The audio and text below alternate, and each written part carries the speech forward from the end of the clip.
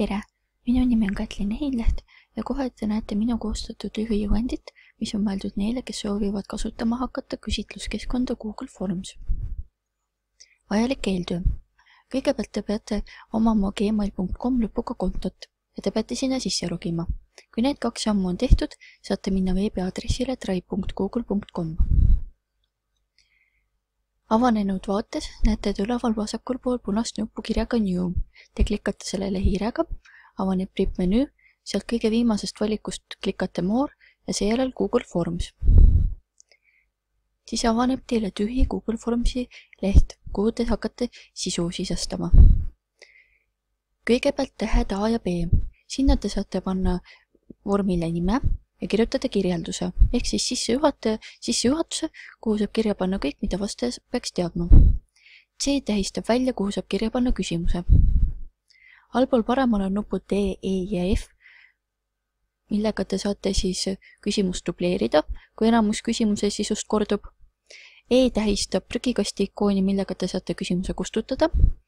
F-tähe juures on väli, millele klikates te saate määrata küsimusele vastamise kohustuslikuks. Seal paremal pool on veel tähed G ja H, mis tähistavad ikoone, millega te saate lisada uue küsimuse või lehepiiri.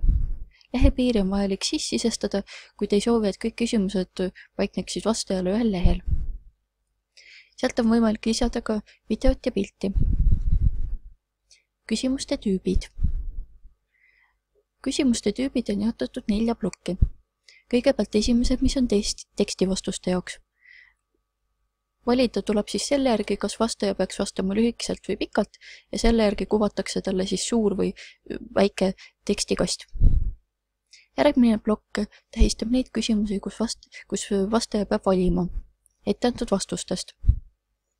Ehk siis ta saab valida ühe vastuse, mitu vastust või siis valida ühe vastuse rippmenüüst. Kolmas plokk tähistab neid küsimusi, kui vastaja peaks skaalal märkima mingi punkti või maatriksis. Ja viimane plokk on kuupäeva ja kellaaja valimiseks. Muudatuste tegemine. Kui te olete küsimused sisestanud ja näete, et midagi oleks vaja muuta, käib kõik peamiselt hiireklõpsu abil. Kui te soovite muuta sõnastust, siis lihtsalt klikkate õigesse kohta ja siis kas trükite juurde, kustutate või muudate. Kui te soovite vastuse varianti kustutada, siis näete siin paremal pool on X märgid. Lihtsalt kui te sinna hiirega peale klikkate, siis ka vastuse variant kustub.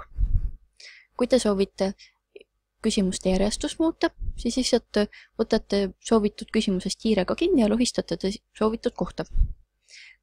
Ja kui te soovite küsimust kustutada, siis selle jaoks on siin all prügikasti ikoon jällegi.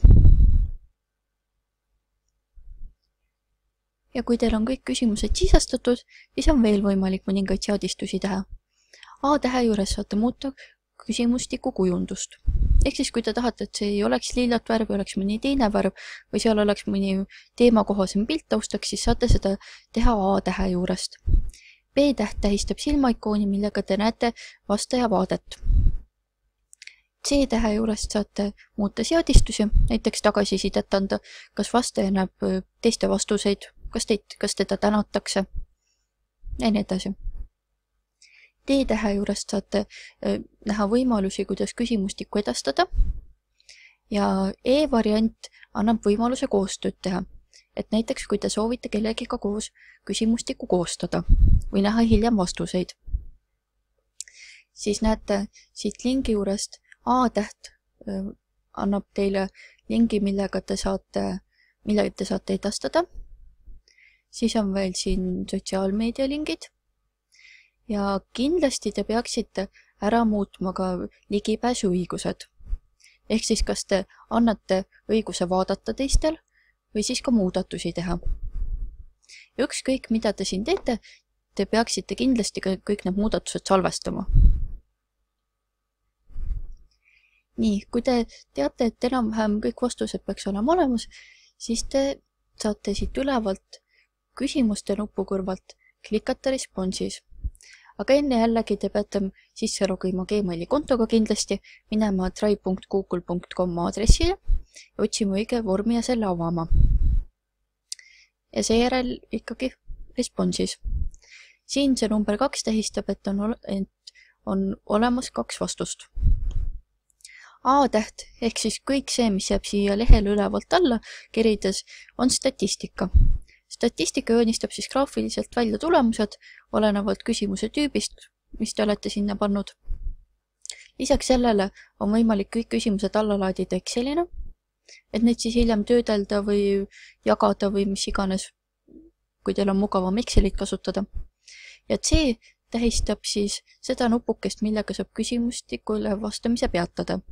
Seal on võimalik panna lisateksti, et näiteks millal küsimustik avaneb, kas see on ajutine või muu info, mis on vajalik. Kasutusvõimalused. Et kuigi siin tegelikult saab sisse lüüa küsimusi ja näha vastuseid, on seda võimalik päris huvitavalt kasutada. Siia alla ma panen kohe lingi koolielusse, kus oli kasutatud Google Formsi vahendit, et näiteks spordipäevikut pidada. Samuti saab teda ka tavalise küsitluse või tagasiside küsitlusena kasutada ja andmete kogumiseks. Mina olen kasutanud seda ka koolis mängude läbiviimisel, sest jällegi sisse saab lüüa küsimused ja kokku koguda vastused. Ja kindlasti te suudate veel midagi leida.